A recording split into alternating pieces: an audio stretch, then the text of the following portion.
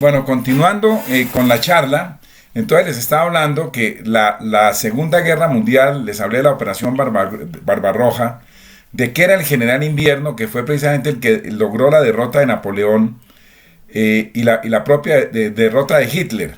Terminada la Segunda Guerra Mundial, pues cómo se va a dar el orden mundial, porque obviamente es un evento que si lo podemos nosotros llegar a asimilar con el evento, por ejemplo, obviamente que no hay una medida para lograr comparar los dos acontecimientos. Las Torres Gemelas del 11 de septiembre del 2001 generan un orden mundial, un nuevo orden mundial, y así se va dando cíclicamente un orden mundial. Pero ¿cuál es el orden mundial de la posguerra? Que el mundo se convierte en un mundo bipolar, es decir, que va a girar en torno a dos grandes polos de poder, que son la Unión de Repúblicas Socialistas Soviéticas y los Estados Unidos de América, que como les dije con el proyecto Manhattan, inventaron un arma terrible, la bomba atómica, proyecto que al poco tiempo lo van a tener también en sus manos. Se dice la historia que posiblemente unos judíos norteamericanos, Ethel y Julius Rosenberg, fueron quienes vendieron a los soviéticos esa fórmula para la bomba atómica.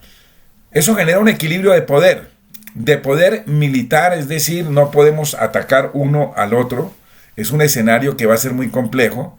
Cuando termina la Segunda Guerra Mundial, y ustedes van haciendo las lecturas, cuando termina hay una nueva repartición en el orden mundial.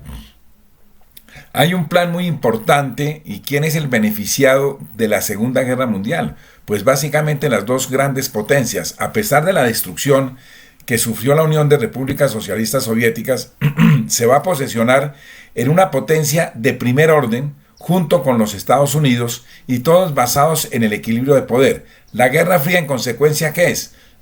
Es una guerra que no es una guerra regular, que no es una guerra nuclear, que no es una guerra convencional, sino es una guerra de poderes. Es decir, tenemos los dos un arma tan supremamente letal que el empleo de esa arma, el uno contra otro, pues generaría la destrucción total de los dos bandos.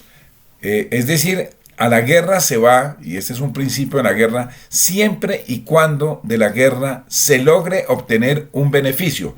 Pero quiero aclarar algo: en el derecho internacional moderno, la guerra quedó proscrita en las relaciones internacionales, pero estamos ubicándonos en un escenario de la posguerra, es decir, el año 46, cuando Sir Winston Churchill, el primer ministro británico, también un gran héroe durante la Segunda Guerra Mundial, quien yo diría que levantó al pueblo inglés para afrontar y enfrentar todo el escenario de la Segunda Guerra Mundial, en un discurso famoso pronunciado en la ciudad de Fulton, Missouri, reconoció la cortina de hierro, es decir, que había una cortina de hierro entre un mundo libre, lo que nosotros conocemos como el mundo occidental, y un mundo bajo el manto, yo no diría propiamente el manto, sino la cortina total del comunismo implantado en varios países. Y el mundo se divide en dos ejes de poder. Dentro de esos dos ejes de poder, que está uno centrado en Moscú, el otro en Washington, pues hay un hecho importante. La ciudad de Berlín, capital alemana, se va a dividir. Y recuerden ustedes que Berlín se ubicaba geográficamente, y les ruego que consulten el mapa, y ojalá estos mapas históricos, se ubicaba geográficamente en la Alemania oriental, es decir, la Alemania que curiosamente los comunistas le pusieron la República Democrática Alemana, que democrática no tenía absolutamente nada, porque era un régimen comunista. Y la ciudad de Berlín se va a dividir de la noche a la mañana en dos ciudades, Berlín Oriental y Berlín Occidental, y es la historia de ese oprobioso muro, de la vergüenza, diría yo, que va a separar, que va a dividir una ciudad en dos. Cuando se hace el muro, ¿qué sucede cuando, pongamos un ejemplo, que en Bogotá se hiciese un muro a partir de la calle 26, y la ciudad quedase dividida, y los que viven de la 26 para el sur no pueden pasar de la 26 al norte, o viceversa?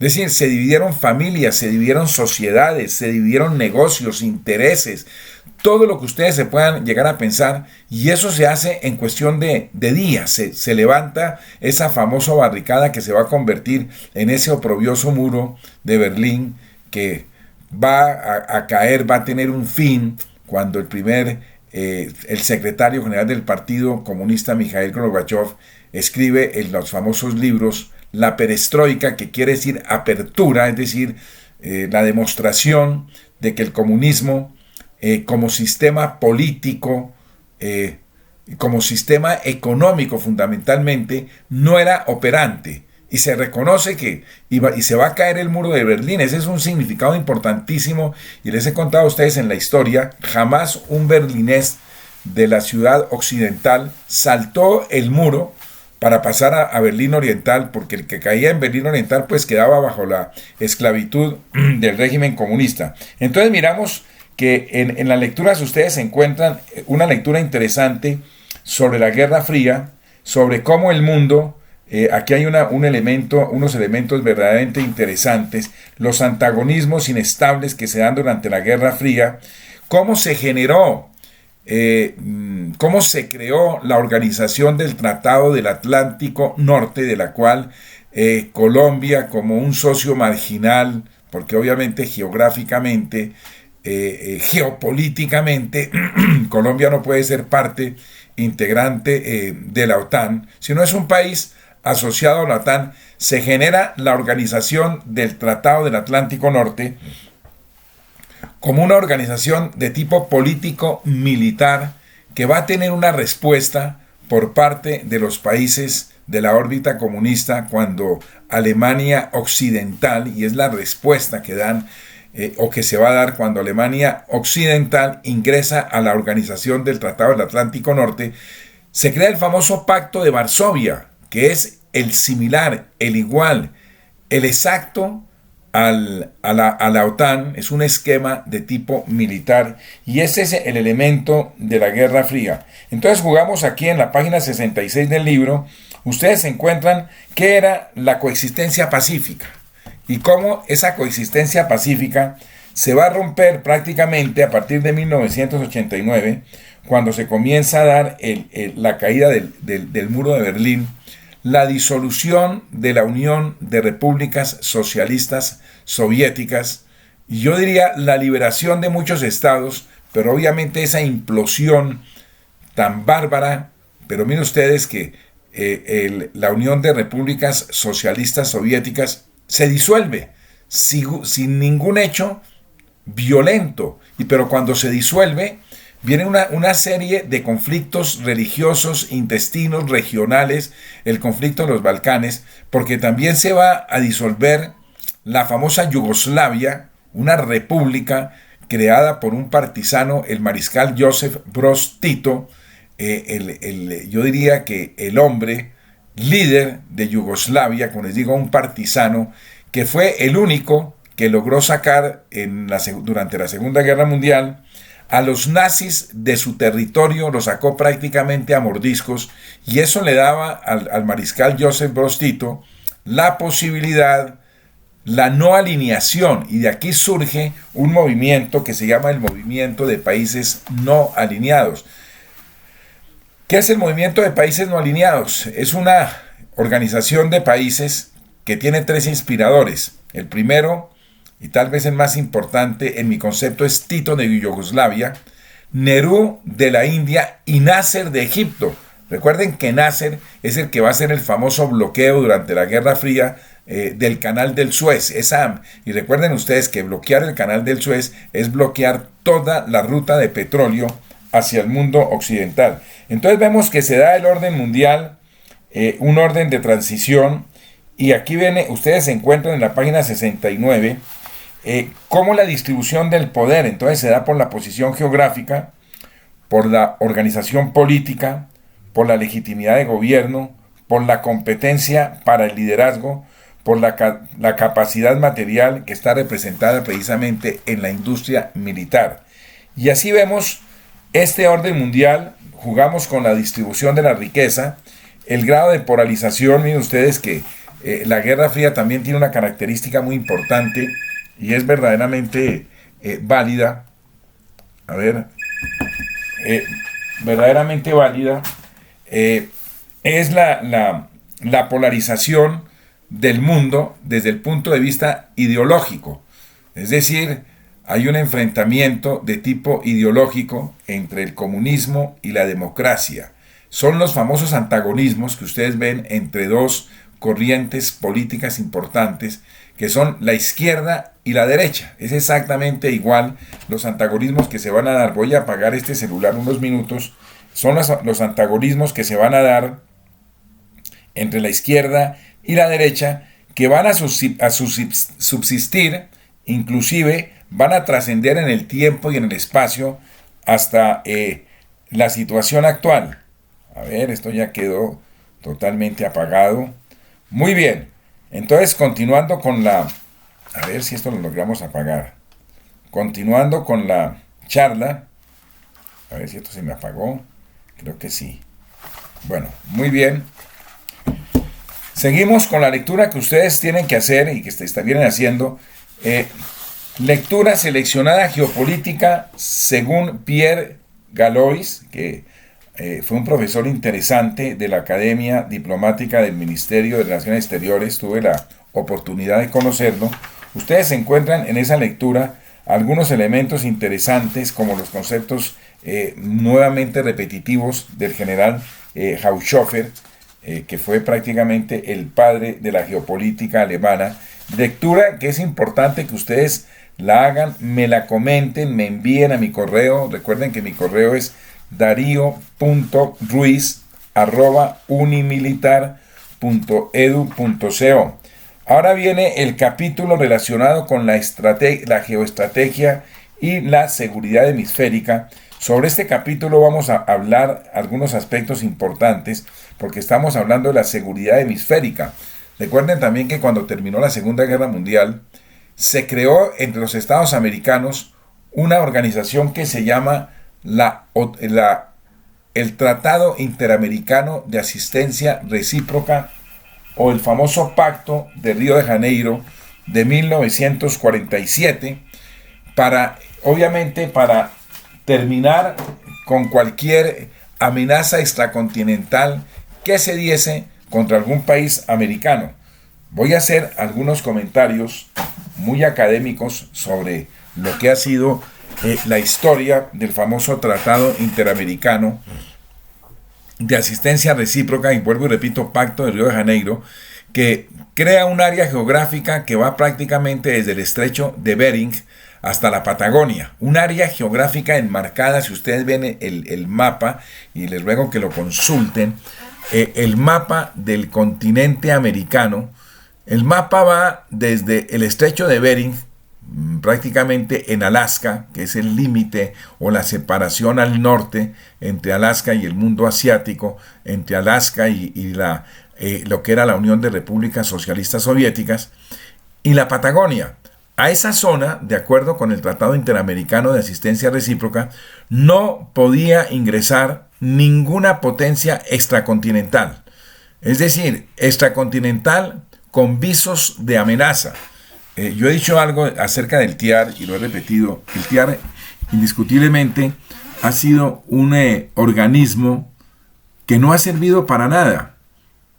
¿Por qué razón? La única vez que se trató de aplicar el Tratado Interamericano de Asistencia Recíproca se hizo en la forma más errática que se pueda llegar a concebir, y tal vez el único país que asumió una posición verdaderamente coherente con la situación fue Colombia. ¿Me refiero a qué?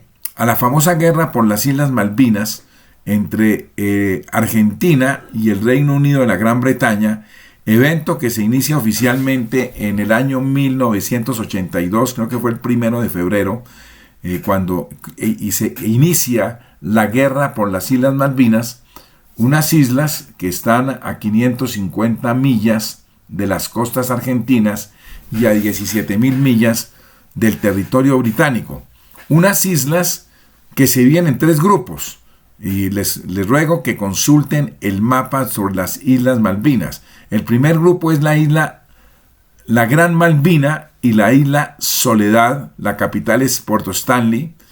El segundo grupo son las islas Sandwich, que están mucho más lejos, y las islas Georgia, que están a casi a 1800 kilómetros de las costas argentinas. Entonces, miren ustedes, estas islas que han tenido una historia, las descubrieron los ingleses, de ingleses pasaron a holandeses, de holandeses a franceses, de franceses a españoles, y los argentinos las heredaron en virtud al uti possidetis juris, que obviamente era una doctrina que ya la vimos en clase, se aplicaba como parte de la legislación del derecho internacional americano para delimitar las fronteras sobre la base de la división territorial vigente en América para el año 1810, 1811. Puede haber un uti possidetis juris, como el caso del Ecuador, cuya independencia se comienza a oficializar en 1809.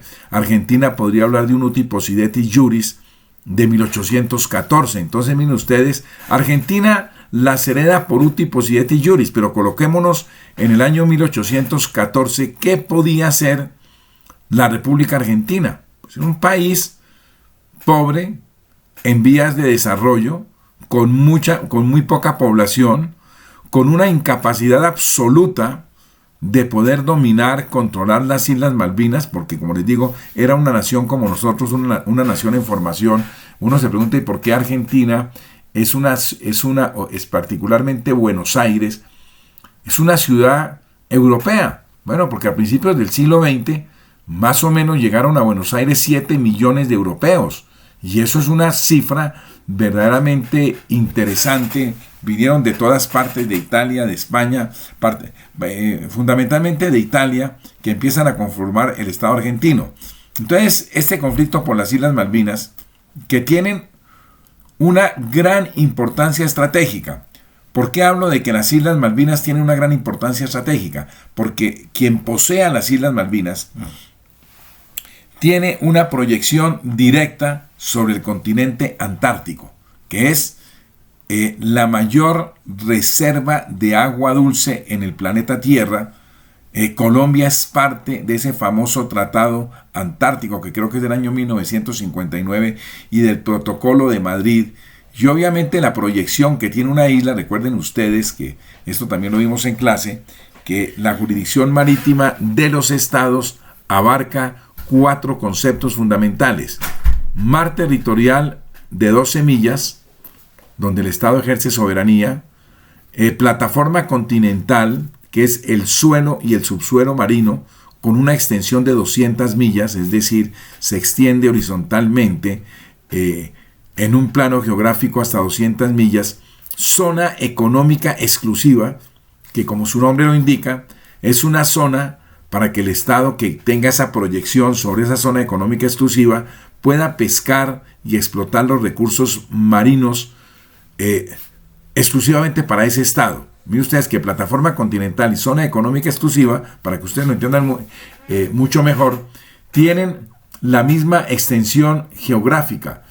La plataforma, pues yo lo identificaría mucho más fácil, es el suelo y subsuelo marino hasta 200 millas, y el agua que está sobre esa plataforma es la zona económica exclusiva. Entonces, miren ustedes la importancia de tener las Islas Malvinas. Le da al Estado una proyección geopolítica directa sobre una región, la cuenca o la región tal vez más importante del futuro por muchas razones.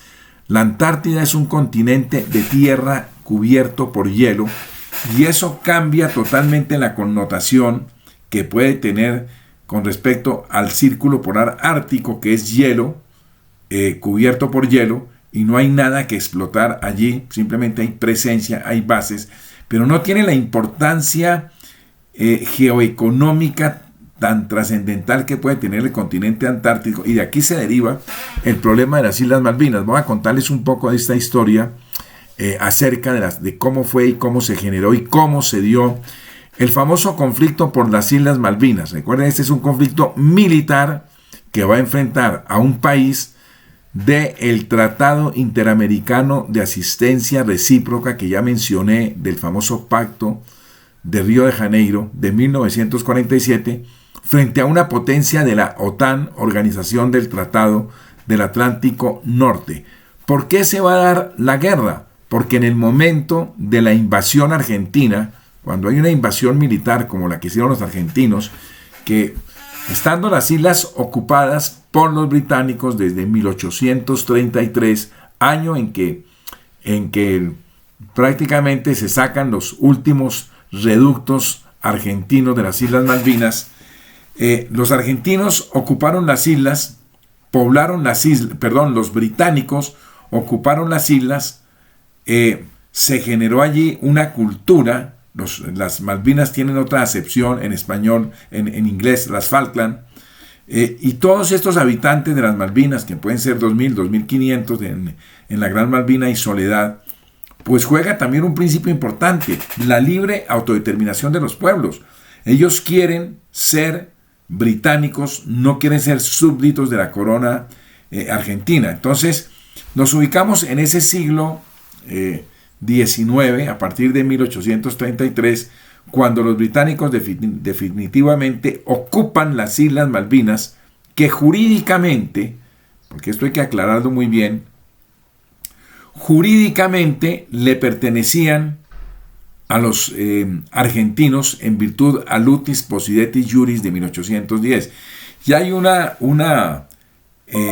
recuerdo a un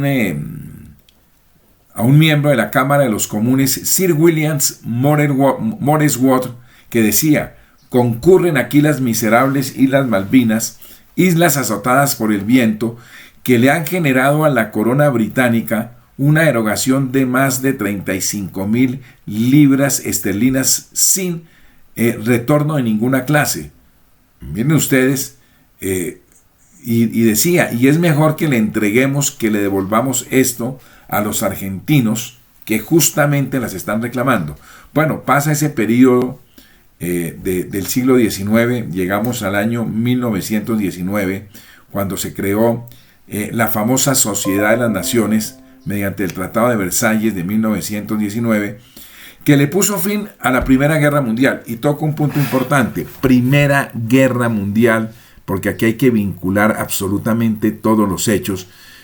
¿Cuál fue el resultado del orden mundial que se da cuando termina en 1919 la Primera Guerra Mundial? Recuerden que es una guerra de imperios que se da a raíz del asesinato del archiduque Francisco Fernando y su esposa Sofía Shattuck en Sarajevo por un serbio llamado Gavrilo Princip. Y miren ustedes que ese disparo que va a asesinar tanto al archiduque Francisco Fernando del Imperio Austrohúngaro y a Sofía Shattuck va a generar nada más y nada menos que casi 20 millones de muertos. Esa es la Primera Guerra Mundial, que termina obviamente con la derrota total de Alemania, la desaparición del Imperio Austrohúngaro, la conformación de nuevos países, pero aquí viene la creación de la Sociedad de las Naciones, que es la antecesora de la Organización de las Naciones Unidas, el famoso Tratado de Versalles de 1919.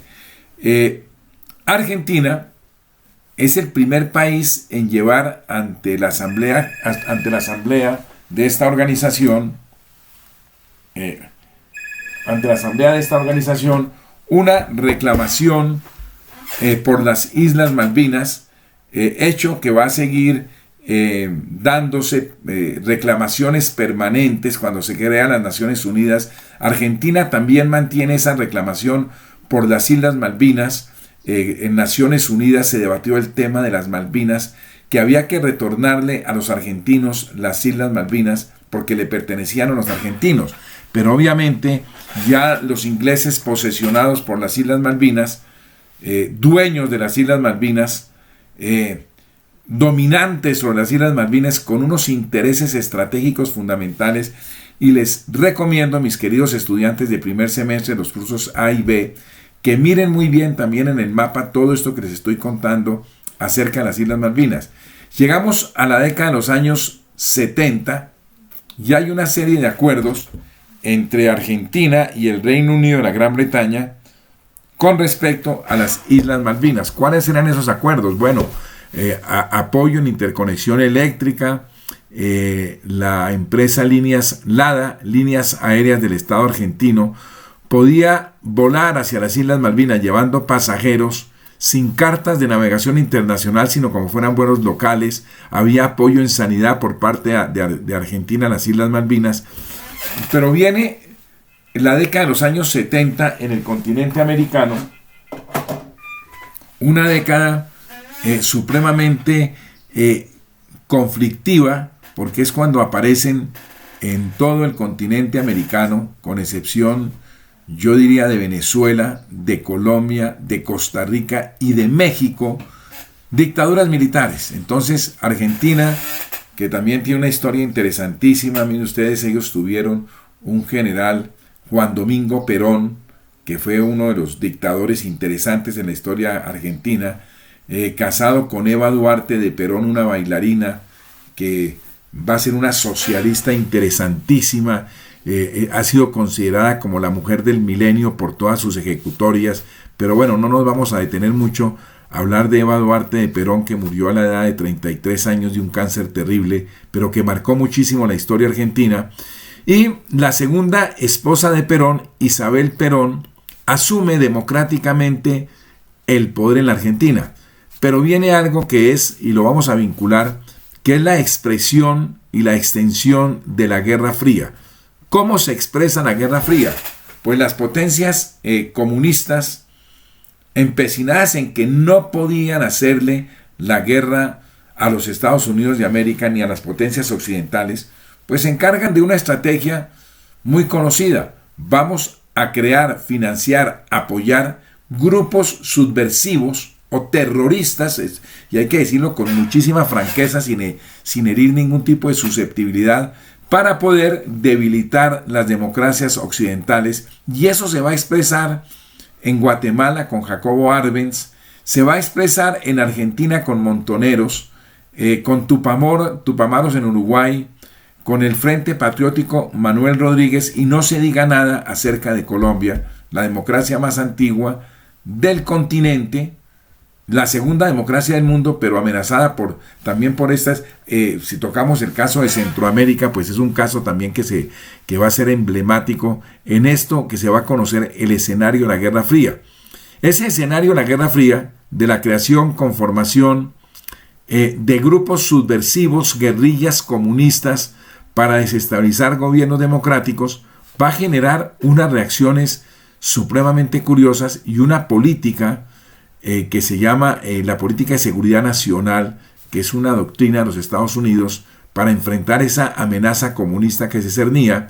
Y viene entonces, ante la aparición del grupo Montoneros en Argentina, viene un golpe de Estado militar, como se da también en Chile con Pinochet, como se va a dar en muchos países. Bueno, Paraguay estaba en una dictadura del general Alfredo Stroessner, que duró casi hasta la muerte de Alfredo Stroessner. Bolivia también estaba bajo dictadura militar. Brasil también estaba bajo dictadura militar.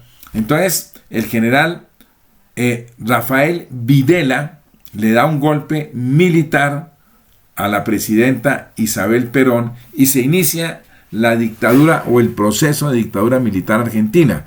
Un proceso que va a tener una herencia de poder de Videla a Viola y al general Viola, y de Viola a Leopoldo Fortunato Gartieris, que es el general que va a llevar a la Argentina a la famosa guerra por las Islas Malvinas.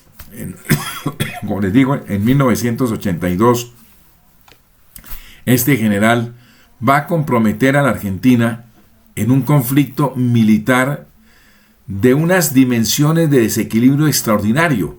Un país del Tratado Interamericano de asistencia recíproca enfrentado a una potencia de la OTAN. Yo describo esto como una pelea de copetón contra guayaba madura. Ahí no había militarmente nada que hacer. Argentina podía ser una potencia militar de carácter regional, pero nunca con la capacidad militar de poder llegar a enfrentar al Reino Unido, a la Gran Bretaña. ¿Por qué se da la guerra? Bueno, aquí vamos a atar una serie de cabos. Había otros antagonismos interesantes entre Argentina y Chile, y aquí les ruego también que consulten el mapa, que era el famoso conflicto por el Canal del Beagle. El Canal del Beagle es un estrecho brazo de mar que está al sur del estrecho de Magallanes, donde a la salida de ese canal hay 3 islas, que son la isla de Picton, la isla de Lennox y la isla de Nueva. Creo que Nueva tiene 130 kilómetros, Picton tiene 90 y la otra tiene 80. Y era una disputa entre los dos países que también podía llevar a una confrontación militar entre Argentina y Chile. Inclusive los militares argentinos inconsecuentes habían planteado la posibilidad de una guerra contra Chile, lo cual hubiese escalado un conflicto regional. ¿Qué opción se tomó por parte de este dictador Leopoldo Fortunato Galtieri? Vamos a tomarnos las Islas Malvinas, porque entre otras cosas tenía que consolidar un frente interno supremamente deteriorado por la situación de los derechos humanos en Argentina, y esto no se puede ocultar. En esta guerra contra montoneros desaparecieron 35.000 argentinos por acción de las propias fuerzas del Estado. Es decir, evidentemente se presentó una situación de terrorismo de Estado y eso no se puede negar. Si ustedes van a Buenos Aires, todavía existen las famosas madres, porque las abuelas de la Plaza de Mayo ya se murieron todas, las madres de la Plaza de Mayo que claman por sus hijos que fueron desaparecidos ante esta represión desmedida que se dio en territorio argentino para enfrentar la subversión comunista. Pero esto va a tener un costo grandísimo en derechos humanos. ¿Qué es lo que unifica una dictadura? Pues obviamente crear una situación de conflicto externo. Y obviamente cuando se da esa invasión a las Malvinas, todo el mundo se olvidó de los desaparecidos en Argentina. Los argentinos felices decían nos vamos para la guerra, pero realmente no sabían cuál era ese escenario que se iba a dar en esa guerra. Pensaron, hombre, invadimos las Islas Malvinas, están a 17.000 kilómetros de distancia del territorio británico. No creo que la señora Margaret Thatcher, la primera mujer en la historia en constituirse en la primera ministra británica, vaya a desplegar un poder militar para recuperar las Islas Malvinas, pues estaban profundamente equivocados. Recuerden que los ingleses no han perdido una sola guerra y que herir ese orgullo inglés, que es una de las características de los ingleses, así como los podemos catalogar como los maestros de la diplomacia, también son los maestros de la guerra. Pues la señora Margaret Thatcher se vino. Aquí vamos a jugar con una serie de escenarios que son trascendentales. Miren ustedes, OTAN, Pacto de Varsovia. ¿Cuál era la posición de los Estados Unidos en ese momento? Estados Unidos fue el inspirador del Tratado Interamericano, perdón, dije OTAN, Pacto de Varsovia, descartado, hay un lapsus, digo Tratado Interamericano de Asistencia Recíproca versus OTAN. Estados Unidos tenía que sopesar a quién iba a apoyar en esa guerra, si a su aliado más importante en la OTAN, el Reino Unido de la Gran Bretaña, o a la Argentina, que había propiciado una agresión contra un territorio que en ese momento no le pertenecía, que le había dejado de pertenecer. Una claridad: no se pueden cobrar las deudas del siglo XIX con criterios del siglo XX o con criterios del siglo XXI. En el siglo XIX, pues había el esquema de la guerra justa por la justa causa, se daba el jus in bellum y el jus ad bellum, es decir, se legitimaba la guerra. Las Naciones Unidas, en su preámbulo, prohibieron la guerra como un elemento de las relaciones internacionales. Es decir, está prohibido que los estados resuelvan sus conflictos por la vía de la guerra. Sin embargo, miren ustedes que cuando se presenta la invasión a las Islas Malvinas, el simple hecho, porque aquí no hubo ningún combate, creo que el único muerto que hubo cuando la invasión argentina a las Islas Malvinas fue un soldado argentino y no un policía británico ubicado en Puerto Stanley. El hecho de desembarcar 4.000 efectivos en las Islas Malvinas, militares armados, ya tipificaba ese concepto de agresión.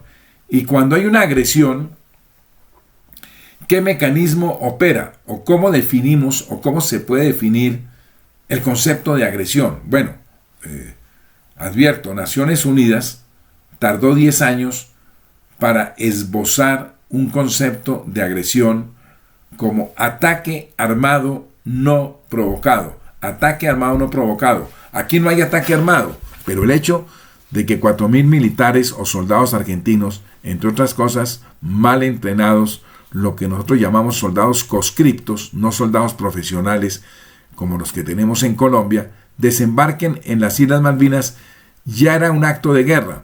¿Qué podía invocarse o cómo se podía legitimar la reacción británica? Sencillamente les recomiendo que lean ustedes el artículo 51 de la Carta de las Naciones Unidas, que habla del derecho inmanente a la legítima defensa individual o colectiva. Derecho inmanente a la legítima defensa individual o colectiva, ¿frente a qué?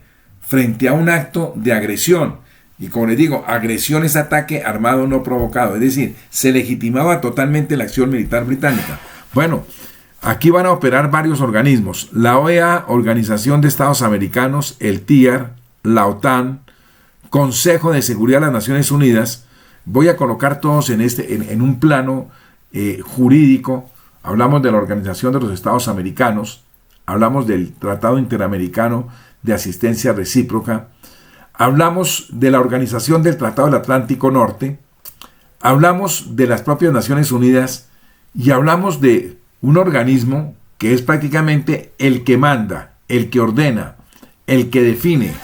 ¿Cuál es ese organismo? Pues nada más y nada menos que el Consejo de Seguridad de las Naciones Unidas, que como ustedes bien saben está integrado por 5 miembros, las 5 potencias, aunque China no tuvo un papel protagónico en la Segunda Guerra Mundial, las 5 potencias vencedoras durante la Segunda Guerra Mundial: Estados Unidos, Rusia, Francia, Inglaterra y China, o el Reino Unido, la Gran Bretaña, Irlanda del Norte. Y obviamente ellos sacan una resolución, que es la famosa resolución 502. La resolución 502 de 1980 cataloga a la Argentina como país agresor por haber hecho uso primero de la fuerza, y eso va a legitimar totalmente la respuesta británica. Los 17 días que tarda la flota británica en llegar hasta las Islas Malvinas para iniciar la guerra, y aquí van a ustedes a tener que consultar muy bien los mapas para que ustedes vean la distancia que hay entre el Reino Unido y las Islas Malvinas, más o menos unas 17.000 millas náuticas de navegación, pero perdido en el Océano Atlántico, entre el continente africano y el continente americano, hay una base militar norteamericana, que es la isla de Trinidad. Allí se abasteció la flota británica. ¿Eso qué significaba? Que en ese momento Estados Unidos rompía totalmente su neutralidad a favor del Reino Unido y la Gran Bretaña. Recuerden que la neutralidad es no tomar parte, mantenerse al margen del conflicto. Ese hecho ya marcaba un antes. Pero bueno, hay que tocar algo importante. Cuando yo dije que era más importante para los Estados Unidos, si la Argentina o el Reino Unido de la Gran Bretaña, pues indudablemente el Reino Unido de la Gran Bretaña, por muchísimas razones, inclusive de tipo histórico. Argentina fue un país que jamás rompió con las potencias del eje, que se convirtió en el principal refugio de los criminales de guerra nazis, que prácticamente estuvo al lado de esos totalitarismos durante la Segunda Guerra Mundial. Eso era una cuenta de cobro que le podían pasar perfectamente a los argentinos. Es un país que inicialmente no ingresó al TIAR, que se marginó absolutamente de todo, porque esa era la política realmente de los argentinos. El Reino Unido de la Gran Bretaña, pues en la historia de las relaciones Estados Unidos y Gran Bretaña, tal vez el único incidente que después lo vamos a ver en clase es el caso de Venezuela-Guyana y el territorio del Esequibo, y un memorando que en determinado momento los Estados Unidos le mandan al Reino Unido, que se conoció como Memorando de Bala de Cañón de 20 pulgadas, instando a los ingleses a aceptar un arbitraje frente a la región del Esequibo que pedía Venezuela. Pero bueno, ese es otro tema. Entonces, miren, a nivel latinoamericano se pide la reunión de un órgano que se llama el Órgano de Consulta de Ministros de Relaciones Exteriores, de la Organización de Estados Americanos. Colombia, cuyo canciller en ese momento era el doctor Diego Uribe Vargas, el presidente era Julio César Turbay Ayala, se opone, dice, no se puede reunir el órgano de consultas por una razón muy sencilla, porque ya se pronunció el rector. ¿Y quién es el rector? El Consejo de Seguridad de las Naciones Unidas. ¿Mediante qué? La resolución 502. ¿Y qué dice la resolución 502? Que Argentina es un país agresor y que tiene que abandonar las Islas Malvinas para generar una situación que se llama statu quo ante bellum, es decir, dejar las cosas antes de la guerra, desocupar las islas y entrar prácticamente a negociar. Pero los argentinos, imbuidos en esa sencillez de que creían que podían derrotar a los ingleses, una cosa era estar en un café de Buenos Aires tomándose un buen café o un buen vino, y otra cosa era ver la realidad de lo que iba a ocurrir en las Islas Malvinas. Es una guerra que va a durar 2 meses, con una derrota contundente contra los argentinos, aunque yo quiero también atribuirle mucha valentía a las fuerzas militares argentinas. A ellos les derribaron más de 100 aviones, es decir, la Fuerza Aérea fue uno de los grandes sacrificados, porque si ustedes ven la distancia entre el puerto más cercano a las Malvinas, en la costa argentina, ese puerto se llama Comodoro Rivadavia. El avión porque en las Malvinas no podía haber una base militar aérea, una base aérea para poder sostener operaciones de los argentinos. No la había, no había ninguna posibilidad. Entonces cualquier avión que salía de Comodoro Rivadavia tenía 5 minutos para atacar a los británicos y regresar. Si ese tiempo se pasaba, el avión sencillamente se caía al mar. Y así fueron derribados, y muchos de los aviones de la Fuerza Aérea Argentina terminaron en el mar. Yo diría que estos pilotos argentinos eran casi unos kamikazes, unos pilotos suicidas. Ellos sabían que cuando iban a las Malvinas era muy difícil que pudiesen regresar. Hay un hecho interesante: cuando la flota británica sale de la isla de Trinidad, se declara una zona geográfica, y ellos la marcan, que se llama zona de exclusión, alrededor de las aguas de las Islas Malvinas, del mar territorial, de la plataforma continental, de la zona contigua. Y zona de exclusión, ¿qué quiere decir? Que si hay un buque argentino en esa zona, así no esté haciendo absolutamente nada, se le considera un objetivo militar legítimo. Y es el famoso caso del buque General Belgrano. El general Belgrano, que fue un general de la historia argentina, pero llevaba el nombre de este buque, se encontraba en esa zona de exclusión y sencillamente lo hundieron con todos sus tripulantes y todos sus marineros a bordo. Fue el primer hecho de guerra. Se inicia la guerra, dura 2 meses, como les digo. Argentina pierde totalmente la guerra, y también pierde las Islas Malvinas como tales. Sale fortalecida la señora Margaret Thatcher, y ahí es cuando se toma el nombre de la Dama de Hierro, porque llevó a los británicos. Otros hechos importantes: los argentinos, es decir, si uno pelea con Mike Tyson y logra rozarle la nariz, pues ya uno le ha ido muy bien en la pelea. Le hundieron un barco muy importante de la Armada Británica, que era el famoso Shippers.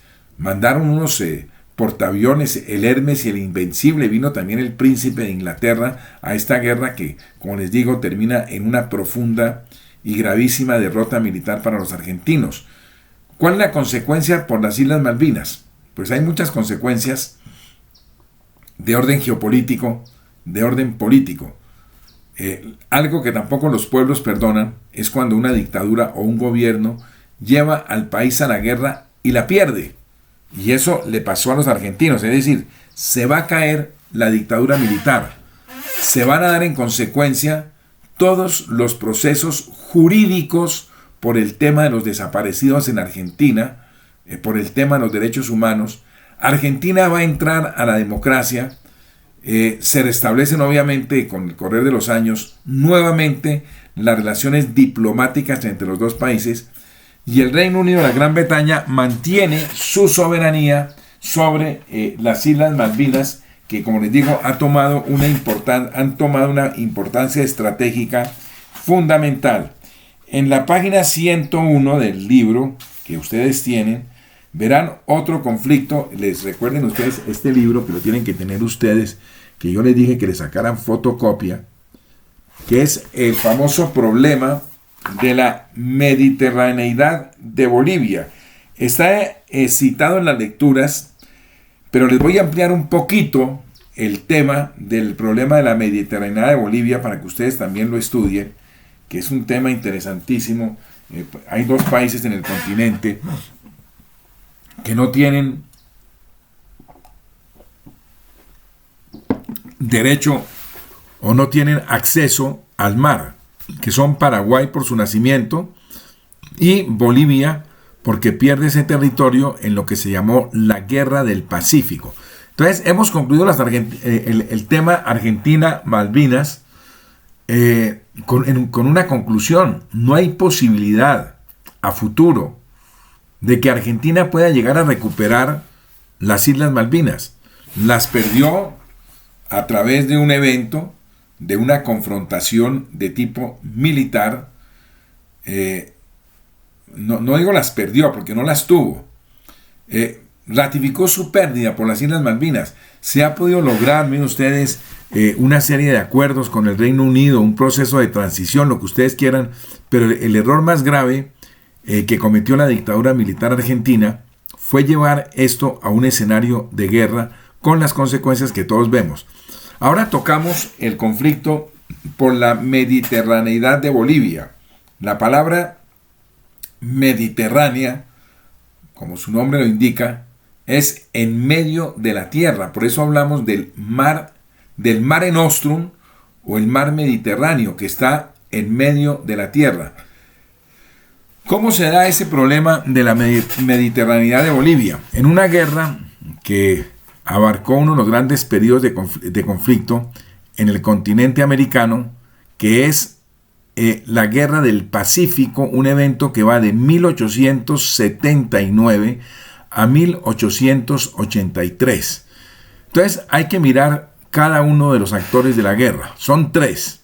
Por un lado, Bolivia, un país que sufrió históricamente y lo siguió sufriendo, vuelvo y reitero, ese malsano fenómeno del caudillismo, de los caudillos malsanos, que terminó también con la salida de Evo Morales, que era un caudillo para mí absolutamente malsano, que era la repetición de esa historia que había tenido Bolivia, con una serie de dictadores absolutamente inconsecuentes, absolutamente, yo diría, despreciables, y aquí me refiero al peor dictador de la historia de Bolivia. Ustedes pueden leer un poco, pueden bajar por internet la historia de este dictador llamado Mariano Melgarejo. Mariano Melgarejo, un personaje siniestro en la historia de Bolivia, llegó como dictador a Bolivia, era un borracho, era un tipo sin ningún tipo de reticencia de carácter ético o moral. Alguna vez una señorita fue a pedirle a que le liberara a su hermano que estaba preso, y no solo la sedujo, sino que sacó al hermano de esta señorita de la cárcel y lo nombró ministro. Y ese ministro es el que va a terminar posteriormente asesinando al dictador Mariano Melgarejo. En este conflicto, que es interesantísimo, Melgarejo, y miren ustedes que hay una forma de algunos, y esto también puede estar en los conceptos del príncipe de Maquiavelo, que hay una política que es adular al dictador para mantenerlo apaciguado y poderlo dominar. ¿Y qué hicieron los chilenos? Como sabían que Melgarejo era un tipo fanático de los caballos se paseaban por el Palacio Presidencial de La Paz sin ningún problema porque eran de el señor Melgarejo, le regalaron un caballo, y en compensación, no solo en agradecimiento, declaró el Día de la Independencia de Bolivia como fiesta nacional en Chile, 1. 2, y le regaló un pedazo de territorio. Ustedes que, bueno, y aquí viene el gran error de Melgarejo, o error no, porque el tipo, había que decirlo, era, perdónenme mis queridos estudiantes, un absoluto imbécil, total.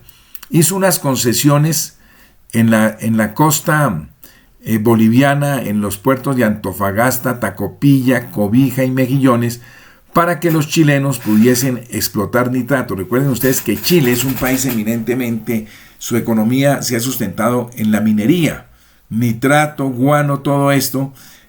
Cuando cayó Melgarejo, que hay otra historia, él asesinó al expresidente Aca de un disparo en la cara, simplemente por el hecho de llevarle la contraria, para que ustedes vean la dimensión tan siniestra de este despreciable dictador, el señor Mariano Melgarejo, que entre otras cosas se hacía con poner odas en latín. Y yo les conté a ustedes tal vez la anécdota cuando hizo tomar chocolate al embajador del Reino Unido de la Gran Bretaña porque no aceptó la chicha y lo indigestó y lo sacó en un burro de palacio, y la reina Victoria borró a Bolivia del mapa.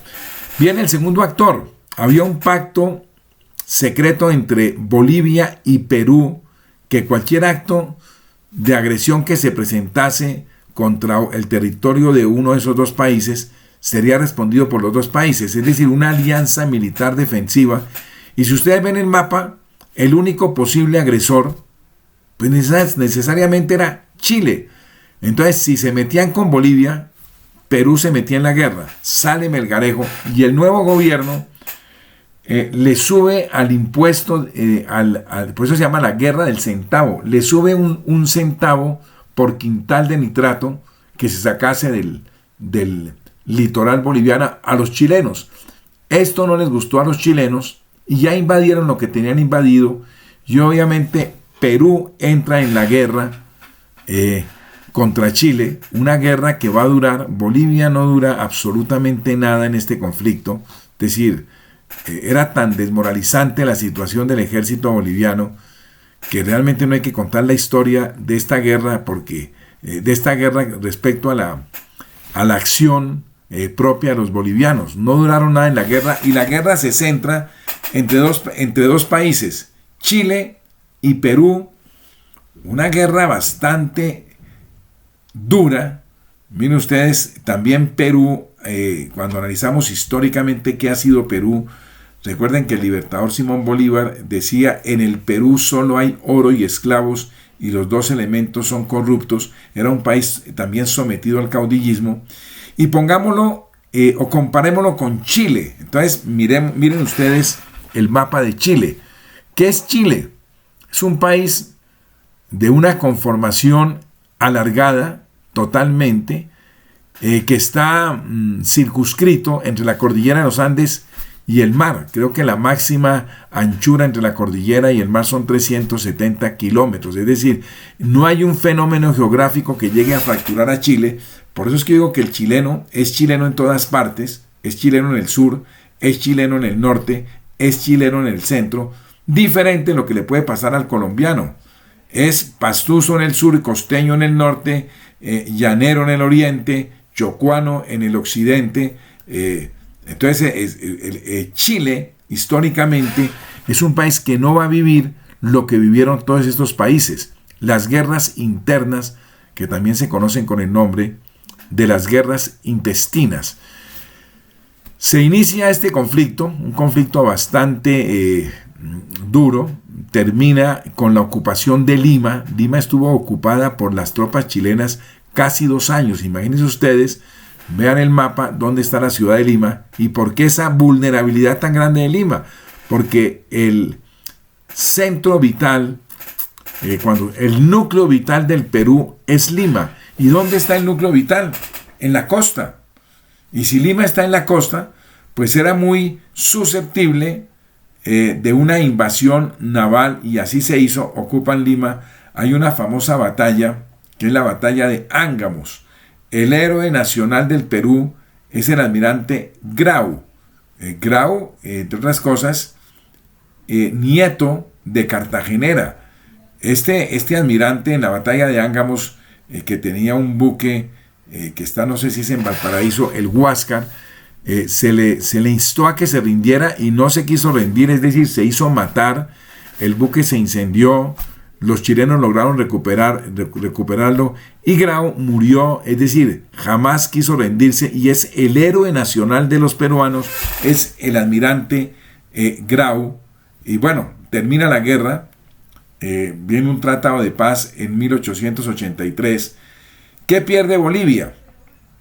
Bolivia pierde totalmente su salida al mar, es decir, queda un país mediterráneo, pero miren ustedes que el núcleo vital de Bolivia no es costero. El núcleo vital, La Paz o Sucre, son ciudades que no están, que están en la cordillera, que no están propiamente a la orilla del mar. ¿Cuál es la característica racial de Bolivia? Pues es el país, después de Guatemala, con la mayor densidad de población indígena en el continente americano. Creo que Guatemala está en el orden del 76% de su composición étnica por parte de indígenas.